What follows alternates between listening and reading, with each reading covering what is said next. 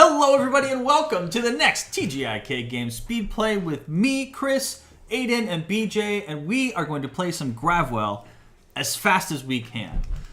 The goal here today is to kind of give you an idea of how the game is played quickly, but not that you want to play games like this all the time, but we like doing it, so we're going to record it and we're going to show it off. So, we're going to talk about some of the house rules that we use for this game, where really we just enforce a kind of how do you say, a countdown of sorts. Yeah, it'd be really cool if we had like a chess clock, but we kind of just do it unofficially. Yeah. Like 5, 4, 3, and if you don't like get your move off in time, then you don't get a turn. You don't get a turn. So we're actually going to hit go on the timer right now, and we're going to get started. So the question for the committee at hand is, how do you play the opening of this game? So how I do it personally is I get the highest cards possible, because I already know that more than likely everyone else will move forward. We all move forward at the very beginning, and then you're guaranteed to go forward. After that, I'm trying to get the ones that push away from people, but those are often very difficult to get because, well, half of them are face down, the other half are face up, so you may not know you're getting them, and then other people get them as well. Yeah. So to give you an idea of kind of early play, we're all stuck in the middle, and we're trying to get to the outside of the spiral. And BJ, I play the same strategy, and BJ is saying you pick the biggest numbers because you always move out of the middle. So no matter what you pick, you're going to move forward. So you want big numbers. Aidan, do you have a different strategy? Yeah, I don't like to be in the front until the very end if I can help it. But I don't think I do all that good a job in this one. I guess what I'm not all that. And there I am in the front. Yeah. So here's kind of how the movement works. There are green cards. There are, I guess, reddish cards. I don't know how they appear on. And there are green cards. No, they're not, yellow. What are the colors? Yellow, green, and red. No, yellow, purple, and aqua. Yeah, so there's the yellow and the purple. And so yellow moves you towards the closest gravity point. And so the best way to think of it, and please help me out with my description if I fall off the bus here. Gravity point, each ship in the game is a gravity point. And so right now, black would move, with a yellow card, would move forward. Blue had to move backwards. Blue has moved back. Red would have moved backwards, but red emergency stopped. Yeah. So how the best way to describe this? Okay. So you move. If you use a yellow card, you move towards the closest ship. If you use a red card, you move away from the closest ship. Purple. Purple. If you use a aqua card, then you stay the same place, and everybody gets pulled towards you. Correct. Yeah. So. That's kind of how the basics of the movement. Like the movement, this is one of those games where explaining it makes it sound incredibly confusing and difficult, but actually playing it makes total sense. You will also notice that there are letters on all these cards, and the letters are the order in which they play, which for me as a designer is my favorite use of the alphabet ever. It makes so much sense, and it's perfect for the function of this game. The other thing that I just flipped over is the emergency stop. And if you get to use this once per round, if you feel like something bad is going to happen, then you can just emergency stop and you won't go anywhere. So that is a tool that you have at your disposal. But again, only once per round. So, first round is over.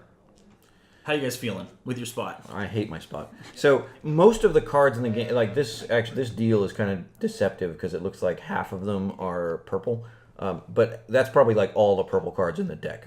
Like there are not that many purple cards. Yes. The vast majority are yellow. So if you're out in front like that, where a yellow card is going to move you backwards, that's kind of the worst spot to be in. Yep, and not a lot of options when you're way out in front and you're not near. So actually, on the board, you can see, it's a little hard to see, but there are 2 gray ships, and those act as gravity points. And if you can get close to those, you're actually in a good position. But again, if you're like not amongst the group, makes movement very, very tricky. Something else on the board to notice on the 2 corners in the bottom left and the top right, you'll see those are distribution charts of how many different cards there are in the game, and you can see that there are a lot more yellow than there are of anything else. BJ, how are you feeling about your spot on the board? Actually, I'm not feeling bad about my spot. I mean, at the beginning, being last is not the worst place to be. Like you said, getting to the gray ships is the goal. So if you get ahead, you want to get as close to those gray ships as possible. Otherwise, you're going after the purple cards as much as you can. It's actually, like you said, really interesting that all 3 purple cards showed up. So people could actually strategically plan out their moves as best they can. I mean, when you pick up the cards, it's round robin, correct? Basically, we take turns picking the cards. We don't actually go back and forth like around the circle. It's going up. Snake draft. Snake draft. Sorry, snake draft.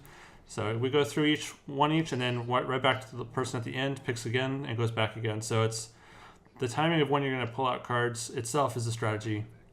You want to get the best you can for what your circumstance is, but also try and figure out what's going to be left on the board when you come back. So we're actually moving at a pretty good clip. I mean, we're about a third of the way done, and we're 5 minutes into the game, maybe a little less. But there's it feels like the end of the game kind of wraps up. Like there's a yellow mark on the board, the last yellow mark on the spiral.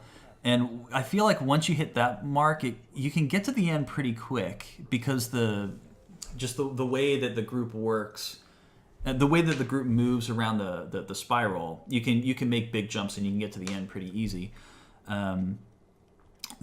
Actually, speaking of the grouping, that is something I love about this game is that combined with what Aidan and I were talking about a little earlier, that you can't get too far ahead because you'll get pulled back, but it makes it feel like you always have a chance to be in the game. Like you're never out of it.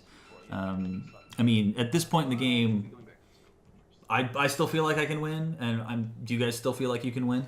Oh yeah, I mean we're only halfway through the board, so anything can happen at this point. Yeah. Like, we should probably mention what color pieces are we? I'm always red for speed plays. I'm blue. I'm black. And Aidan is in a bad spot. Yeah. So, like, I'm desperate for something that moves me away right now. And there are none of those cards are open on the draft. Oh, this is the thing. Like, in a situation like I'm in right now, it's probably better to get something that moves me, like a yellow card that's low. So, I don't know if you can see in the video, but every card has got a big letter in the middle, and it's also got a little number in the corner. The number is how many spaces you move. The letter indicates like where you go in the order of players.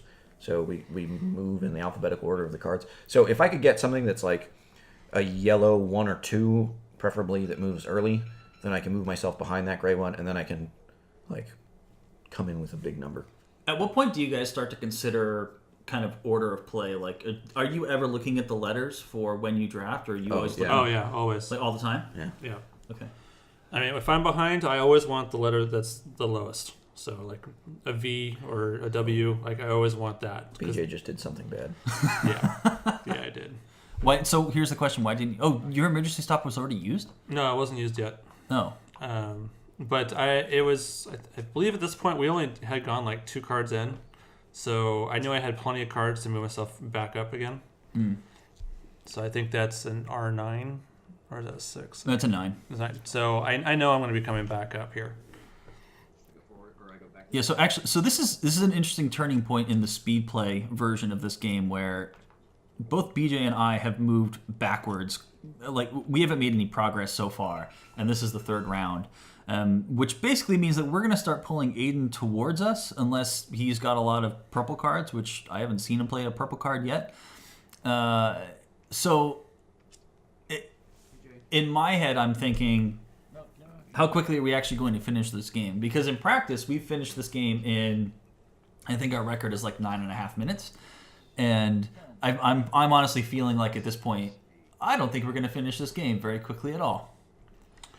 At this point, I'm thinking we're going to be okay. It just depends on how close we can keep to Aidan, who's in the black in the lead right now. I find that the interesting about this game is the closer everyone is together, or at least 2 people are together, the easier it is to advance and end the game. If we get dispersed kind of like how we were a minute ago, it definitely seems to take longer because you can't feed off each other. You're more likely to go backwards than you are forward at that point, which helps keep the first player from getting too far ahead. And just like that, I'm in last. Yep. And we're also, just like that, we're that close to the finish. and as I was just discussing, worried about not finishing this game in a timely manner, and I'm 9 spaces away from winning. Yep. 3, 6, 9, yeah. But not anymore. I'm going backwards. So, yeah, it's. What do you guys feel about the construction of this game? Like how? I mean, I enjoy the way that the group moves as a mass. Do you guys have any thoughts outside of that? I really enjoy it, and I especially love the extra ships that are put into it to help a person that is far behind catch up or ahead, kind of have something to push off of. Whereas if it was just the 3 of us and nothing else, you kind of get too far stuck with the group because the fact that the cards, there's so many green cards, you can only go forward most of the time. So if you're always getting pushed up ahead, you'd only be one little clump. This actually gives you some space to actually move around, especially since there's cards that'll move you up to 10 spaces ahead. If that's one of your last cards and you already used your emergency stop, that can hurt you. But because those extra ships, they actually can help still move you forward and progress in the game and actually end it sooner. Aidan, thoughts? Yeah, it's a really great game to play when you have a short amount of time, and it's not a difficult set of rules to grasp. Yes, that's a good point. That it's usually quick games that you can play in 10 minutes are usually card games. But I understand that this is driven by cards, but you can actually pull out a board and you can move pieces around. And I also like that. Why are we not making progress to the end? What's happening here? I like that there is a visually stunning presentation to this game. The spiral of the board kind of draws you in, and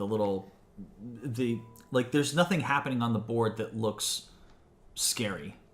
So I like that the game presents itself very well. Well, I think this round goes really badly for me. Yeah, I think I think the rest of this game goes badly for the rest of us. Why are we going backwards? I think this is of all the games we've played of this, I don't remember a time where we struggled so badly to get to the end.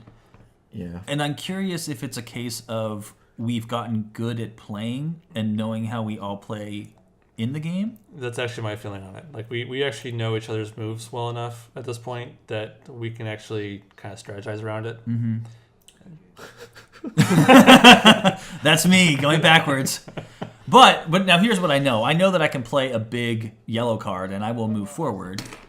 Even though, what did I play there? Big old five. Big old 5. And now I have the same problem I had last time. Me.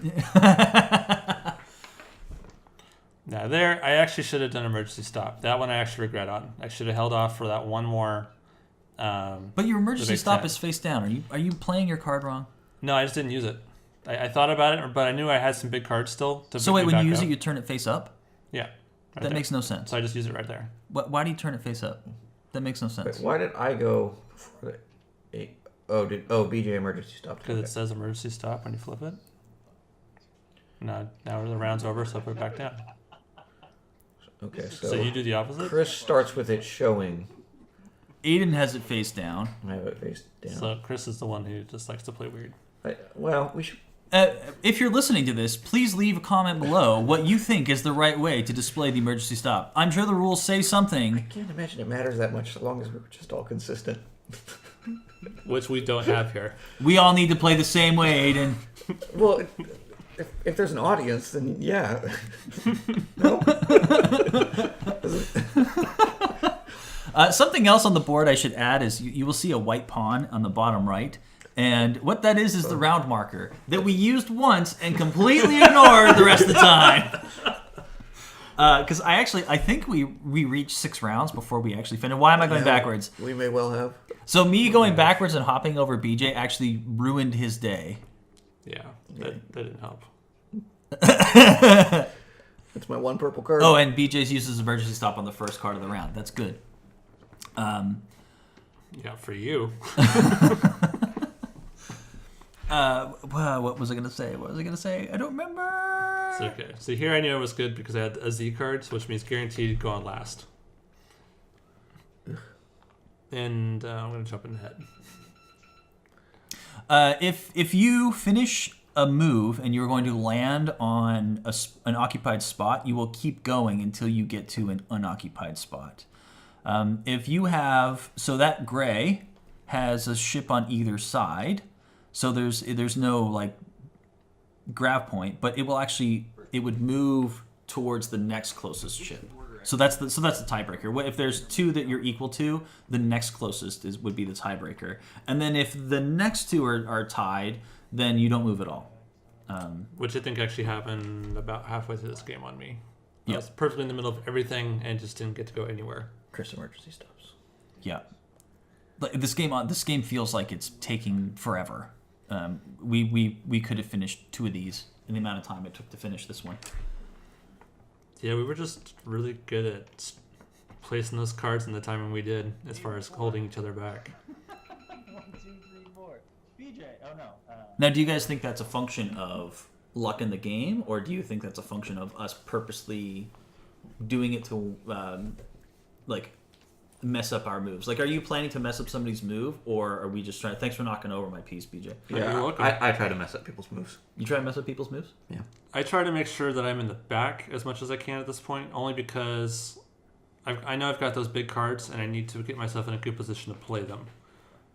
Like we said before, the purple cards, there's only 3 of them, and I had a really hard time getting the purple cards, so I just couldn't propel myself forward or away from people to do it. And I think this is the part where I come up really close. No, actually, I remember thinking this. I thought I was going to be able to play a card next that would actually win me the game. Or I messed up. One of the two. Yeah, that was it. I think because... Oh, no, I'm shuffling right now. No, it's not this portion. This is where I screwed up, because I thought I had counted where I had only 10 spaces away from the finish. And it wasn't. I think I'm 11. There are actual... So on some of the hexes, 11. there are little they're little black dots, and they have numbers in them, so you can quickly reference, do quick counts on the board. Even though you'll notice as we play, we actually still count by 2s as we go across the board. Yeah. So I thought I had it, and no, I'm actually 11 away, so it's gonna bite me in the butt here in a second. But yeah, not having those purple cards when you're in the lead is really kind of obnoxious. Yeah, we've played this game enough times now that I would love to have been there for the development of this and kind of the discussion of the last third of the game. Like, did the designers purposely limit the number of purple cards because those are what make it easiest to finish? I think it's brilliant because you don't want to be in first. It's a terrible place to be. But if the first place person happens to draw, that ruined everybody's day right there, by the way. Yeah. So here's where I come up short just by 1. So frustrating. And now I'm in exactly the wrong position. Yep. So what I need to do is play the lowest lettered card I've got, which is an O. Not helpful. Nope. So I do that. And I'm Which trying to ruins play, my day. And I didn't even think about that. I'm trying to play the smallest cards I have right now in hopes that someone will actually pass me just by 1 space, and then I can fly past them and finish the game. But that's not what happens here. In the future, what I'd love to do is I'd love to actually film our hands at the same time as well. Like, I have no idea why I played an early card like I did. I just got lucky that Aidan happened to play a C. Oh, too fast. Oh no. Oh no. Yeah, here I'm deciding, do I really want to move back? Are you using it? Yeah, I'm going to move back. No, I'm not. Which I pretty much shouldn't have. Do I play purple card here? I think now you're close to the gray one. Yeah. Yeah.